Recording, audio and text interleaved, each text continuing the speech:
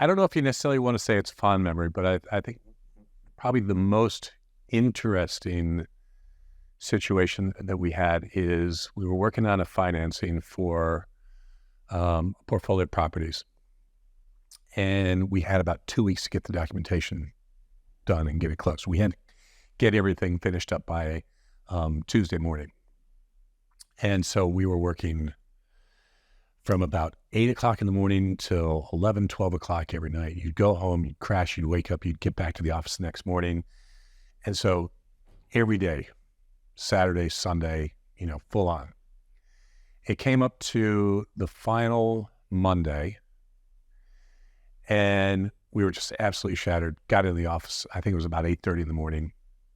We got to working, kept working. We're going through, we're getting everything done. And now goes into Tuesday. We're still working on it. And the other side of the transaction, they're still working on everything at the same speed as we are because they're committed to get it done as well.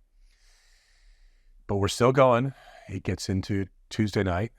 We finally started to get all the documentation signed at the lawyers at about 2 o'clock in the morning on Wednesday morning. So mind you, I left home at about 7:30, 7:45 on Monday morning. Finally got everything done at the lawyers at about 1 o'clock on Wednesday. So straight through, no naps, no nothing. And, if you start getting delirious by the time you get to that point. And I remember going home. I went to bed. I just walked in. I said hi to my wife. I walked in, laid down in the bed. I was out. I woke up the following morning. We get in the office that afternoon, and everyone was like, you don't need to come in early. Don't worry about it. It's not a big deal. One of the guys that came in, he rode a motorcycle to and from work every day. So he comes in, and we're like, how'd you feel the other day? He's like, oh, you're not going to believe what happened. It's like, I'm riding a motorcycle home. I come to a red light. I start falling asleep on the motorcycle. I feel the bike starting to lean over. I wake up, and I'm like, okay, this is not good. And we called that transaction afterwards. We referred to it as, it was like trying to paint the toenails of a charging rhinoceros. It was that difficult, and that was that time consuming. But you know what? The thrill of it, when he finally got to the end of it, fantastic. Fear would have been an understatement. Because we knew what was coming. Those of us within the industry, we would always have these sidebar conversations about what was happening and what was coming down the pipeline. And we would sit there and think, oh man, this is going to be ugly. And I remember going over to in the office, walking over to the side of the trading floor, looking at some construction that was being done across the way, and talking with a friend of mine. And we were like, oh, people just don't know how bad this is going to be. People just don't understand.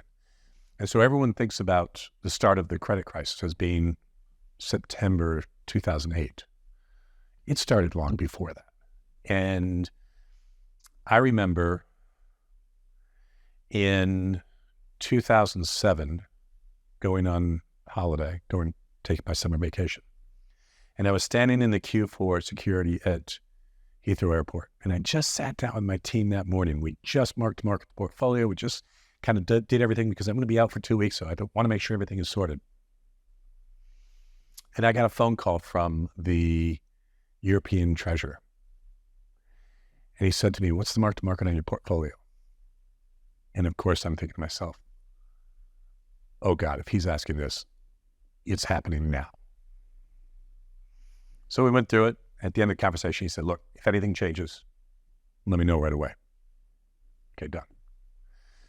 I was going to a location in upstate Maine where it was on an island in the middle of a lake that had no cell phone coverage, had one twisted copper phone line, no electricity. So every morning I'm waking up at 5 a.m., getting in the motorboat, going over to shore, getting in the car, driving 4 miles into town, going in front of a cafe, booting up my laptop and going, what's going on? What's happening? And I remember coming back to the cabin one of these mornings, I think it was August 2nd. And I walked in the cabin and my wife said, what's wrong? I said, nothing. Something's wrong. I said, why? She said, you're white as a ghost. I said, well, you don't want to know. She's like, no, tell me. So I told her. That was the day the ECB was injecting liquidity in the CP market. You had all this, everyone's starting to kind of really question what's going on. And I know the people that were involved in what was happening there. And I kind of projected what was going to happen. And sure enough, you take a look at what happened during the credit crisis, how it all unrolled. The governments had no option but to step in when they did, because had they not done it, you were within 24 hours of the entire Western financial system seizing because of the inability to have money moving through the interbank market. That's how close we got. And I'm sitting there with a front row seat looking at all this, and I'm just thinking that my entire career is going down the tubes right now. What can you say to that? Well, to be honest with you, one of my good friends he's still living in London, he was risk manager in the real estate business at Barclays. And he was called into Lehman Brothers on the Friday before Lehman declared bankruptcy to try to value the real estate loan portfolio. And the reason why Barclays didn't take it is because he put what he thought the value was. That's when I say I had a front row seat. Yeah. I had a front row seat. I was asked what would, if someone asked me if we were to make a bid for Lloyd's Bank, based on what you know in the real estate portfolio, how much would you pay? I said, I wouldn't pay a pound for it. And that's what the bank went back and told the FSA at the time. We would buy it for a pound. And they balked at it, which is why they ultimately bailed it out and kept it out. I come back to, the earlier question about, where are the opportunities?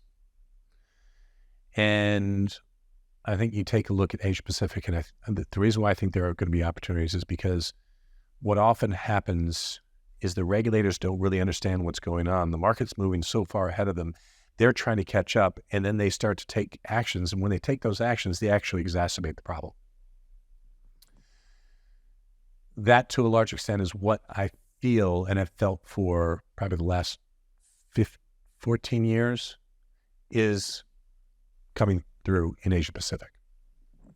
Now, the caveat that you've got with that is you've got a very different governmental regime with the PRC. And as a result, they have the ability to do things and use tools that other countries may not necessarily have, but they also want to control the process and control the situation more directly. That's where I think the greatest opportunity is. I think it's where the greatest risk is globally in relation to property right now. And I think that's, as you've seen with Country Garden and with all the others, it's kind of been coming through. These are things that I took a look at back in 2010, 2011, and I scratched my head and said, how are they doing this? And so the fact that it's coming to fruition now, it's really consistent. So that's where my biggest concern is. And I think that, what you hope is that the regulators learn over time what went wrong in the last cycle, and therefore what they need to do going forward. Not necessarily always the case. There was one, there's actually a really good story I have about what Brookfield did.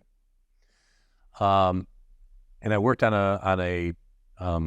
an M&A transaction with Brookfield for a property portfolio in India. And, for years, people would say, oh, India, it's going to be the next big market. Oh, India, we've got to put someone down there. And so what happens is, or what happened then was people would go down there. They wouldn't understand the market. They wouldn't know who the players were. They wouldn't know where the risks were and how you could take advantage of. So they go down there, they put money to work, and then the next thing you know, the deal's blown up. They leave the market, don't go back. Next person comes in, does the same exact thing. Brookfield took a very different approach. And they said to someone, we're going to hire you, and we want you to go down to India. We're going to give you 5 years. We don't want you to write a single trade. We want you to go there and learn about the market. It took him 5 years before he did his first trade. But when he did the trade, They went in with their eyes wide open and understood exactly what they were doing. To me, that's what you need to be thinking about, because going in for the short-term trade, some people will make money and do well off of it. A lot of people end up taking baths.